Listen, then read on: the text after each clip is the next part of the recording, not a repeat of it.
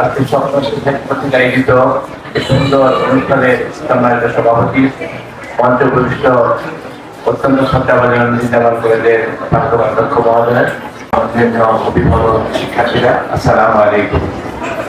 আজকে আমার কাছে খুব ভালো লেগেছে যে স্বপ্ন সোসাইটি শিক্ষার্থীদের মাঝে একটা চেতনা বা একটা উৎসাহ যোগানের জন্য অনুষ্ঠানটা করেছে। তাহমিদ আমাদের সরাসরি ছাত্র, সে আরেকবার একটা অনুষ্ঠান করেছে সাক্ষাৎকারের ব্যাপারে, সেখানে আমার কাছে আসছিল, আমি সাক্ষাৎকার দিয়েছি। আর এই 2 দিন আগে আবার এই অনুষ্ঠানটা করার জন্য আমাদের হেড স্যারের কাছে আসছিলেন। হেড স্যার এখন ছুটিতে আছেন, সেই জন্য আমাকে বলছিলেন যে আমাদের সার্বিক একটু দেখাশোনা করবেন। আমি এই জন্য আসছি এবং খুব ভালো লাগছে। আমি শুধু একটা কথা স্মরণ করে দিতে চাই, ভারতের একজন প্রেসিডেন্ট, তার নাম আবুল কালাম, আপনারা নাম শুনছেন। ওনার একটা উক্তি আছে যে মানুষ ঘুমায় স্বপ্ন দেখে, কিন্তু আমরা দিবা স্বপ্ন দেখি না। আজকে সেই প্রেসিডেন্টের কথাটা যেন আজকে স্বপ্ন সোসাইটি বাস্তবায়ন করতে যাচ্ছে।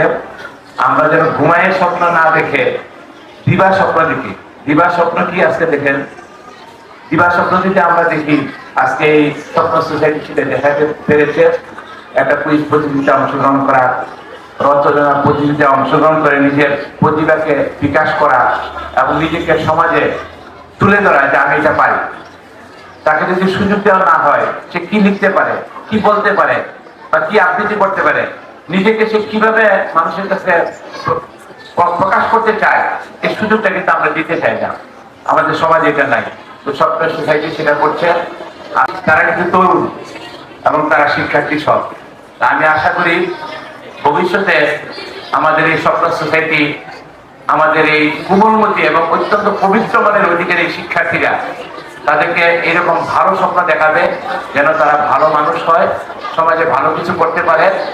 আর যদি লেখাপড়া ভালো হয়, রচনা ভালো লেখে এবং পরীক্ষার রেজাল্ট ভালো করে, কিন্তু ভালো মানুষ হয় না, এটা কিন্তু ঠিক না।